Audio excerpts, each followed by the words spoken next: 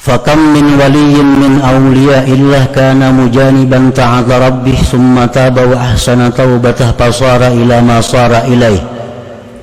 Berapa banyak wali daripada wali-waliullah yang dulunya jauh daripada taat kepada Tuhan, kemudian tobat dia, membaguskan tobatnya, akhirnya jadilah mereka kepada sesuatu yang jadilah mereka kepadanya.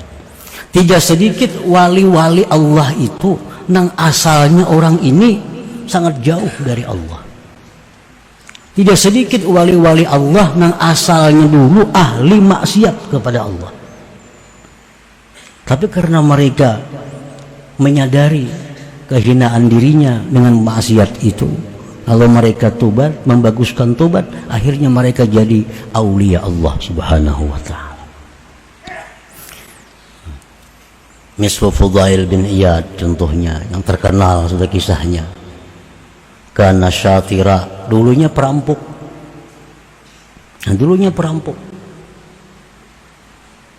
Kemudian tobat, membaguskan tobatnya, maka jadilah dia min kibaril aulia, aulia besar.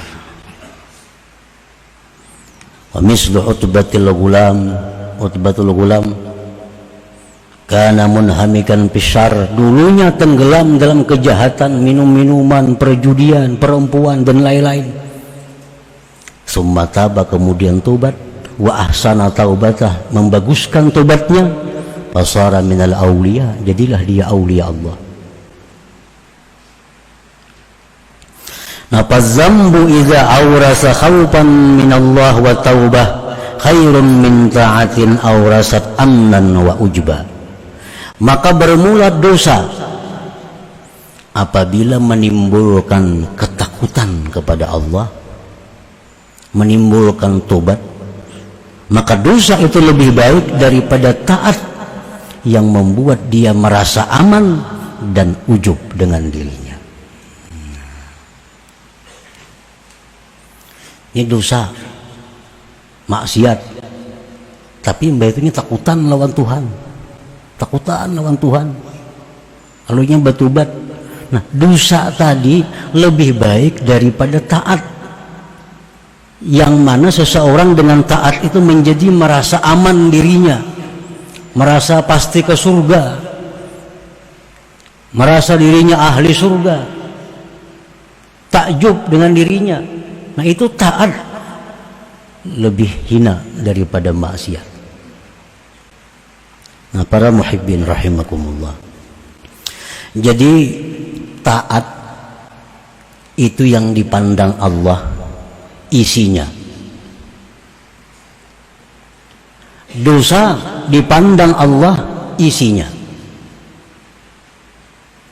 Nah, kenapa taat itu menjadi mulia? Karena isinya taat itu adalah ubudiyah, kehambaan. Kehambaan itu sama dengan kehinaan. Jadi kalau kita berbuat taat, kalau diri kita merasa menjadi hamba Allah, diri kita merasa hina, diri kita merasa butuh kepada Allah, nah ini taat yang bermakna di sisi Allah, taat yang diterima oleh Allah. Kenapa maksiat itu menjadi musuh Allah? Kenapa dosa itu menjadi hal-hal yang merugikan seseorang? Karena di dalam dosa itu ada inat, ada ingkar kepada Allah. Di dalam dosa itu ada kesombongan seorang hamba kepada Allah. Lalu dosa itu mendatangkan siksa. Jadi sebenarnya bukan dosanya, bukan taatnya yang dipandang hakiki oleh Allah, itu adalah isinya. Bukan zahir perbuatan taat, bukan zahir perbuatan dosa, tetapi isinya yang dipandang oleh Allah. Kalau perbuatan taat tapi isinya kada sesuai, taat tapi isinya angkuh, isinya sombong, isinya ujub, taat ini tidak akan punya arti apa-apa di sisi Allah dan tidak akan memberi manfaat kepada orang yang berbuat taat itu. Nah, demikian dosa. Kalau dosa ini dalamnya berisi kehinaan, dosa ini berisi bahwa dia sangat berhajat kepada perlindungan Allah, maka dosa ini menjadi sesuatu yang menyebabkan dia diridhai oleh Allah Subhanahu wa taala. Nah, jadi bukan dosanya, bukan taatnya yang dipandang Allah, tapi isi dari keduanya itu. Sebagaimana berkata Imam Ahmad ibnu Athaillah, maksiatun awrasat dhulla wa iftiqara khairun min ta'atin awrasat izza wa istikbara.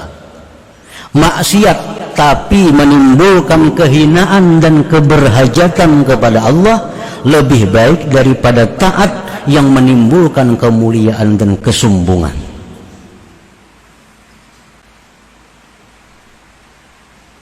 Nya maksiat pekerjaannya, ahli maksiat orang ini, tapi dalam hatinya itu dia merasa sangat hina, dalam hatinya dia merasa sangat jauh dari Allah, dalam hatinya dia sangat berhajat kepada perlindungan Allah. Nah, ini lebih baik daripada orang yang tahajud, sembahyang, macam-macam, tapi dia merasa dirinya besar. Nah, merasa dirinya ini sombong, merasa dirinya ini angkuh, ujub dan sebagainya. Karena bertentangan dengan buah, dengan isinya tadi. Taat bermanfaat kepada kita, dihargai oleh Allah bila taat itu berisi ubudiyah, kehambaan. Kehambaan artinya kehinaan. Nah, dosa itu menjadi penyakit, dosa menjadi azab bila isinya keangkuhan, bila isinya keangkuhan, keingkaran. Nah, apabila dibalik yang dipandang itu isinya. Walidzalika qila, oleh karena itu dikatakan orang al-jahil al-mutawadhi' lillahi ta'ala khairun minal alim awil abid al-mutakabbir. Orang jahil, ada punya ilmu, tapi dia tawadhu. Dia merasa kebuduhan dirinya, dia merasa kehinaan dirinya. Si jahil nih itu lebih baik daripada orang alim atau ahli ibadat yang sombong. Ilmu itu bisa bermanfaat kalau membuahkan apa? Membuahkan kehinaan diri kita, membuahkan kebesaran Allah Ta'ala. Itu ilmu yang bermanfaat. Kalau punya ilmu banyak tapi kada membuahkan itu, ilmu kada ada manfaatnya.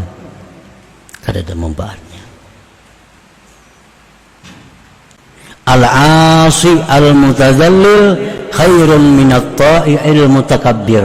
Orang yang maksiat kepada Allah tapi dia merasa dirinya hina di sisi Allah, merasa dirinya lebih hina dari orang-orang lainnya, itu lebih berharga di sisi Allah daripada orang yang taat namun dia merasa besar.